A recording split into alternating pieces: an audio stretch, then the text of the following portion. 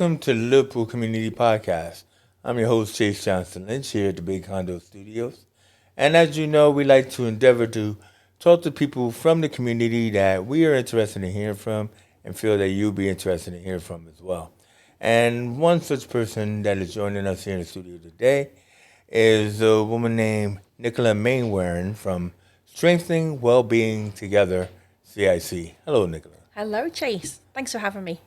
You know, that was one of the best openings I ever delivered. Not one stumble. Not one stumble. It was like, it was perfect. It was meant to be. It was you. I got to tell you. I don't know how I did it, but I did.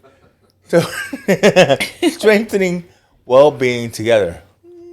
Pretty long title. It is. And everything, but I can ask you this because you are also the founder of this project. So, it is also, as we're recording, tomorrow will be your 3-year birthday. Correct, yeah. Tomorrow with 3 years. It's gone in a flash, Chase, I must admit.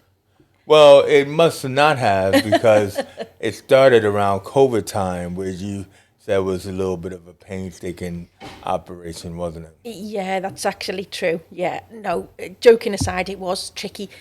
So it was something I'd planned to do for a long time, and we incorporated, as I say, 3 years ago tomorrow. So that was February 2020. Mm-hmm. And as you'll remember, we kind of had lockdown and all of that stuff in March. Yeah. So it was a tricky time, but at the same time, maybe there were some benefits for somebody delivering wellbeing sessions. Yeah, I mean, it probably helped around funding, because you were funded by the lottery and different sources like Awardsful and all that kind of stuff. So, I mean, at least you were trying to do something to help people's, shall we say, like their mental health and their survival skills, whatever. Absolutely, yeah. And I think it was so needed during those lockdown times. Yeah. So there was a period in 2020, I kind of can't remember exactly what everything was and what the rules were. I don't think at anybody what can time. remember that time back then. But there were times when we were allowed to kind of, if we were running things that were for support in the community, we were allowed to have groups outside, so long as families distance from each other. Yeah. So we ran a lot of stuff in a place called Croxteth Community Garden, which is a brilliant place. And we were able to do nature crafts, activities, story time, nature hunts with kids and families. It was great. Now, I tried to explain to Nicola before we started, don't jump ahead. When you jump ahead, I lose it. You know, I make notes. You probably see the paper in front of me and everything. I need a mind map and stuff. So it's like, Nicola, I'm sorry. I'm going to get to those things and everything. Now I have to go backwards. It's like crossword puzzles. I'm testing you. No, it's not a test. Either way you look at it, let's go back to the beginning. Like I was saying. So you're the founder of this organization and everything. But what I thought was interesting is that I usually do it later, but I'll do it now. Is I go into the origin story, right? So what is your origin story? Your background? What led you to wanting to found this organization? Okay. So I guess it goes back quite a while. So I always wanted to work with children and families. So years and years ago, I did a degree in childhood and adolescent studies. So that was around kind of working with kids and young people. And then I wanted to be a teacher, but actually ended up working in education for Knowsley Borough Council. We worked with young people around employability, actually, getting them into work experience placements, doing things like preparing them for job interviews. It was really, really good times. But then, sadly, education budgets were cut by the government of the time. I think it was Michael Gove. When was this? This was, goodness, I couldn't say a year specifically, but it was going back quite a lot of years now. I'm not trying to age you or anything like that, but I'm just saying. No, I have a terrible memory for dates, Chase. No worries. But I guess what happened then was I was shifted to another department, which wasn't exactly what I wanted to be doing. Then I had a daughter, which was brilliant. But unfortunately, I had a bit of postnatal depression around that time, which was difficult, meant I had to leave my job, actually. It was Really? pretty severe. Did it hit you hard? It hit me hard, yeah. I couldn't leave her. It was a funny way it manifested. Sometimes postnatal depression means that you don't bond with your child. The doctor explained to me that perhaps I bonded a bit too much. It's very hard for me to leave her, and it was a difficult time. Yeah, I guess it is one of those things where it could either be extreme left or extreme right. Exactly. Which is why it's like interesting to share that part of your journey.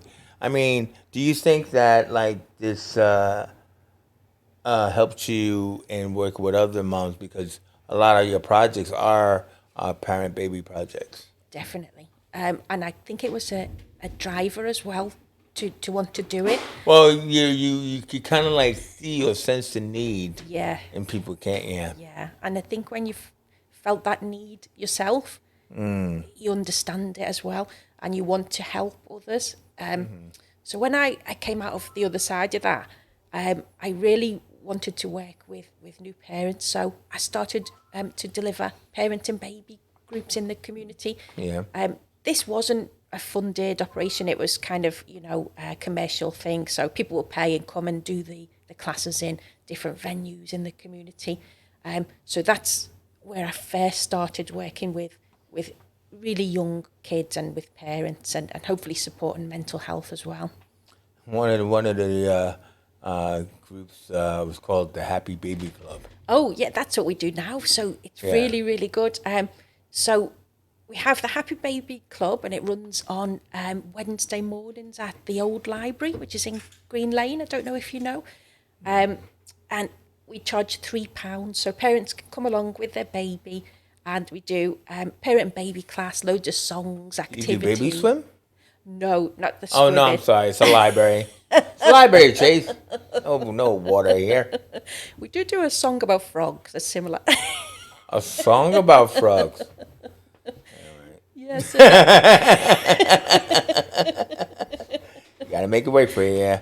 But I mean, I just think that, like, when you were just saying about inspiration or anything, it's now the title of your organization is starting to come into fruition when you say strengthening wellbeing together. Exactly. And Together. stuff like that. It's You know what I mean? important. Yeah. But also, too, is what I like is that, like, your organization also endeavors to work with people from diverse backgrounds as well. Absolutely, yeah. I think it's important to us that we can reach people in loads of different communities in Liverpool. So we try to, I guess, spread out a little bit so that people can come to our sessions. So, for instance, we were delivering some nature activities in Mab Lane Woodland. So that is just between Stockbridge Village and Notty Ash, and I guess Croxteth as well. Traditionally, there hasn't been much activity there. So we were able to deliver, thanks to the Big Help funding, we were able to deliver free nature club there. So people from the community who maybe hadn't been able to get to other places to do forest school and those types of things could come along and join us there. It was great. So now, now this pushes me to forest school and everything, because it sounds cool and interesting. Where did these names come from, I wonder? But either way, is that so? What is forest school? Yeah, so forest school is kind of a whole new way of looking at education. So traditional forest schools will be almost like a school. So children will learn outdoors. There are nurseries, for instance, that deliver all of their sessions outdoors, and children are kind of just dressed in the correct gear, and they do activities like nature crafts. They'll do bug hunts. They'll even learn how to whittle or start fires and things Let like me get that. this right, because I don't know if it's the answer. Did you say book hunts or bug hunts? Oh, sorry, bug. So looking at nature. So, and- I thought it was actually a book hunt because you talked about an old library and everything. I thought you were going to like hide books around, kind of like, the going on the Easter egg hunt. That's not a bad idea. Well, look at that. It came from me first. But so you were saying bug hunt. Bug hunt, correct, yeah. Okay, fine. All right, and cool. and I think really the reason is because we're trying to get people to connect to nature. because Yeah, of that's where course. the well-being comes from, nature connection and Yeah. small activities in nature. Now,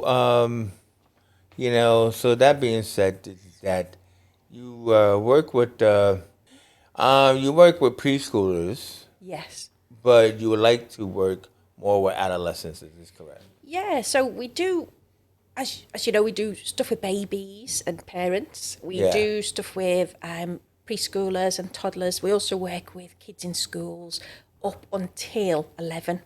So, But you want to work older than that. yeah, it would be great. I think that's something we're going to focus on going forward, to work with kids in high school, because I know and kind of research shows us that there's a need, particularly for young girls now. Yeah, I mean, we had an interesting conversation with a young woman, from the Be Free campaign, who was talking about that,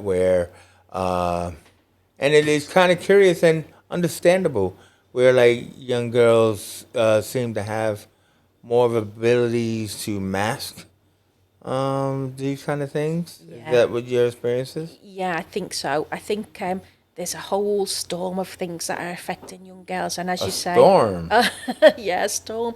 I think, social media usage, the pressure of how you've got to look a certain way. Yeah, TikTok. Yeah. Exactly. And I think, it's a lot for young girls. And as you say, perhaps that masking comes into play as well. Yeah. So more support for those age groups would be brilliant for us. So going forward, that will be somewhere where we're looking at, bringing in some skills of people to work with that age group. Yeah, and speaking of that, I mean, it's like you were telling me that like you don't really have a staff per se, but you have a team of volunteers, but you bring in sessional staff for whatever project that is needed Yeah. and stuff like that. So that's kind of like a good way of going, isn't it? Yeah, it's great because I think the beauty of that, Chase, is you get people with different skills, as you say. So, for instance, when we do our forest school, we work with a brilliant forest school teacher called Liz. I'll just give her a little shout out. Always give a shout out to people. She's Shout out to exceptional. Liz. Liz, and she's the forest school teacher. So we'll bring her in and she'll deliver activities where we do forest school, or people with different backgrounds. If we're doing work with kids, we might bring somebody with a background in teaching, or perhaps a background in therapies like counselling if that's needed as well. So it's nice to source people with different skill sets, really. No, I mean it's economical. Yeah. Ooh, economical. Now, I've been waiting for this. I know Phil's been waiting for this part. And I gotta see how it fits in. So, I don't know if it has anything to do with the fact that next week is Children's Mental Health Week. But I think we asked you, so what are you gonna do for Children's Mental Health Week? And you said something about, we're gonna bring in a model of a cow that does yoga for kids. See how I spread that up? All right, now you gotta explain it. Yeah. I'm going to struggle to explain that one, aren't I? No, you're not gonna struggle. We're just gonna it's gonna be our entertainment part of the Yeah. show. So- No. Honestly, I've had my eye on this cow for a while. Oh, cows be worried. You got an eye on you. So what it is, Chase, it is a prop that you use to teach kids yoga, and yoga's brilliant for well-being. It's kind of great for bringing people into their embodiment and bringing them into the present moment. So we like doing that with kids, and kids love yoga, we find.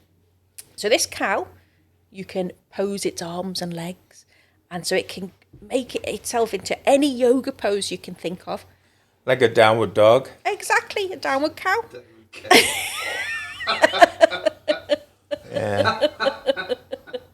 Downward cow. So, it being... How did that work with the udders? See, you knew it had to be said. I don't know how else you try to ignore it. Oh my gosh. I don't know if it's a girl or boy. Oh, see? Girl or boy, then it's a bull. So if it's a cow, it's a girl. I always was taught that.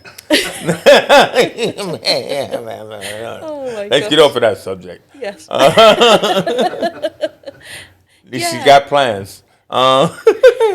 Um, let's see. So basically, speaking of upcoming plans, one of your projects is called Flourishing Kids, Correct. which is kids from 7 to 11. Yeah.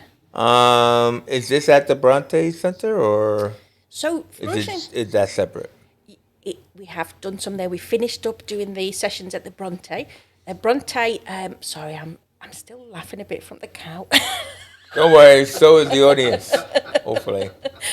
Let me rewind. So the Bronte Youth and Community Centre is a brilliant community hub, which is near to the Bullring community, which is kind of close to, I guess, the Catholic Cathedral in that area. And they have kids come and they have community events. I think they do food sharing and things. So we went along there and we delivered some of our Flourishing Kids workshops. So we worked with some of the children there on lots of different wellbeing activities. It was great. So, like I said, it's a great title, but what does it mean? What do they do with the Flourishing Kids? Yeah, so Flourishing Kids, it's all about wellbeing. So we're teaching children skills to improve their own wellbeing. So really strengths-based, really empowering. So it'll be things Is like... it the way you talked about resilience and Exactly. emotional worries? So, yeah, tell us about Yeah, that. so we'll teach them about how to use their skills such as resilience and how resilience can be improved in all of us and it can lead to a growth mindset. So if they're struggling a little bit, say, for instance, in school with something that they feel that they're not very good at, how they can use their resilience and begin to believe and with help can improve with anything and grow. We also teach about emotions and dealing with their emotions, teach them things like gratitude and how that can improve your well-being and bring positive emotion. Everything we do, I guess, is from positive psychology research. So we like to make sure this Well, it's data... supposed to be like empowering families or something like that. Exactly. No, that's interesting and stuff. Now, there was a special project that you were involved in a place called the Drive in Nadiash. Absolutely brilliant place, yeah. And basically, can you tell us, because this is something that the audience will probably remember about a sad point in time that happened to someone. Can you tell us about it? Sure, yeah. So we've done some work with the Drive for a little while, and the Drive are a community hub based in Nottingham. We've been along to deliver wellbeing and mental health workshops in the Drive, lots of nature activities as well for the kids. Sadly, our friends at the Drive had a bit of a tragic event happen in the community when a lovely young girl called Olivia was unfortunately killed. And it had a really traumatic effect on some of the neighbours and especially the kids in the area. Mm-hmm. So Olivia Pratt Corbel that's right, yeah. and everything. Yeah. So yeah, what did they do around that? So the Drive were just phenomenal. They stayed open throughout. There was a huge police presence, and the Drive really, really supported the community. And one of many providers that they brought in ourselves came in, and we worked and we did wellbeing activities, really around worries and around dealing with Because you were worries. saying that the kids were really worried as well, that they were really scared. They were scared. They were scared because they were worried about what had happened. They were frightened by such a traumatic event, and they were really, I guess, nervous at the fact that there was a huge police and press presence as well, because this event kind of made nationwide press, as you can imagine. So the children's lives weren't how they'd been before. No. And so the Drive were phenomenal at supporting them. And we were really pleased that we could play a small part in coming in, working with some of the children and helping them to, I guess, talk about and understand how they might deal with those types of worries. Yeah. No, again, I mean, it's just fantastic that an organization could take time in its ethos to deal with things that come up naturally, like within its community, but then also to be there as a support for people in the community to,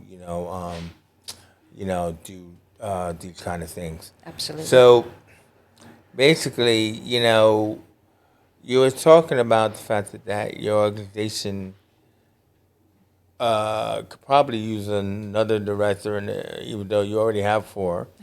That's pretty greedy. But what I liked about it is that your team seems like a Mission Impossible team of specialists.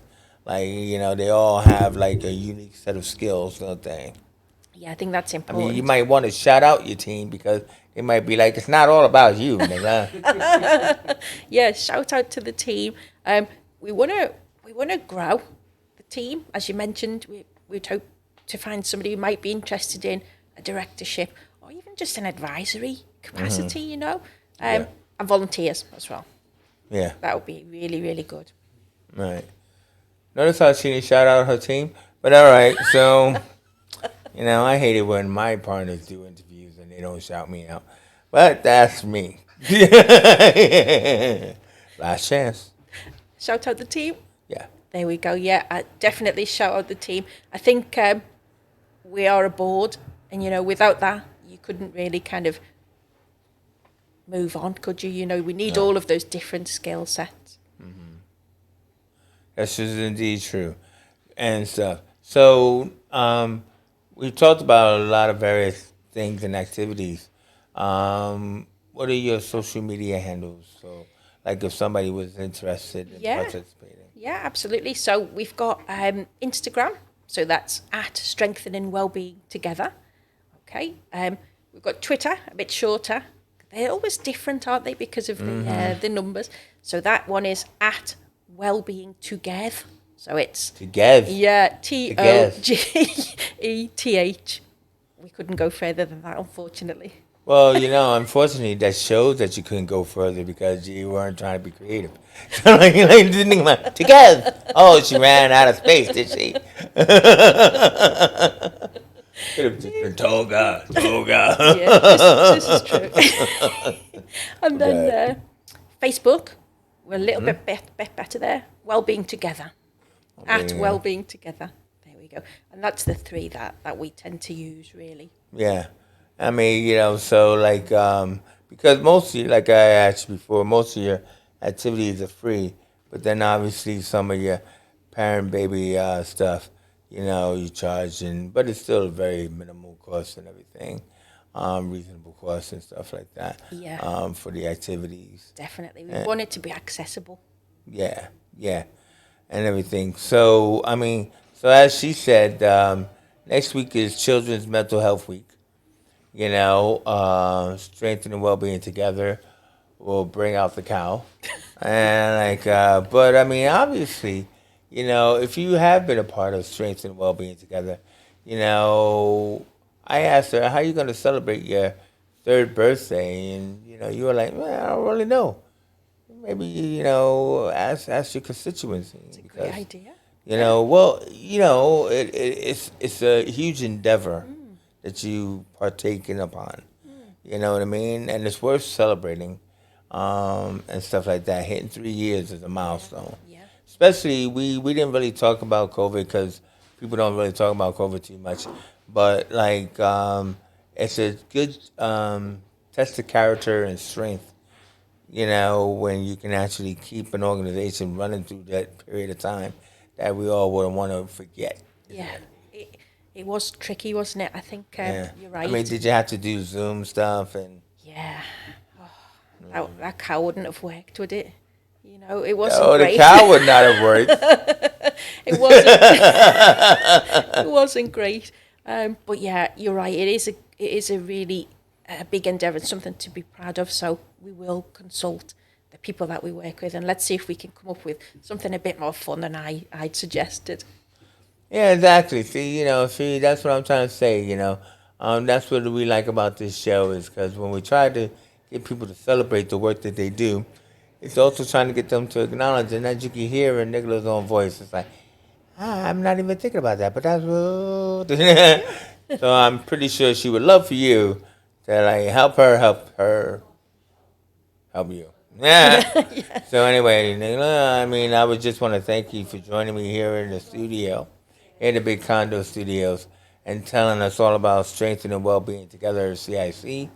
hopefully they move from strength to strength as whether they get more support from staffing or directorships. Also, more money. Money will help. Absolutely, yeah. Yeah. Uh, I asked you where you were located, though, didn't I? And I I don't think you told me. I think. Oh, I mentioned we run the baby classes there. I forgot to mention we were located there. So we're located at the old library on Green Lane, which Ah, yes. is a charitable organisation as well. Brilliant place, yeah. We're located there. The reason why I remember is because you said there was other organizations in there, including like a sound bath that is competition to a friend of mine's sound bath. So I'm like, how can there be two sound baths? And then you said, well, Phil enjoys a good sound bath, don't you, Phil? I don't know why, but but then they always often trying to convince you to do a sound bath, aren't they, Nicola? Well, I wouldn't mind doing a sound bath, you know. I might give it a go. I've not had a chance yet, but I believe they do good stuff in that sound clinic next door to me, so I might give it a try, Chase. All right. So she names the sound clinic, but not her director. So either way you look at it, this has been the Liverpool Community Podcast. I've been gracious to hosted Nicola Mainwaring, and I'm your host, Chase Johnson Lynch. And for now, we out of here. Oh, thank you ever so much, Chase.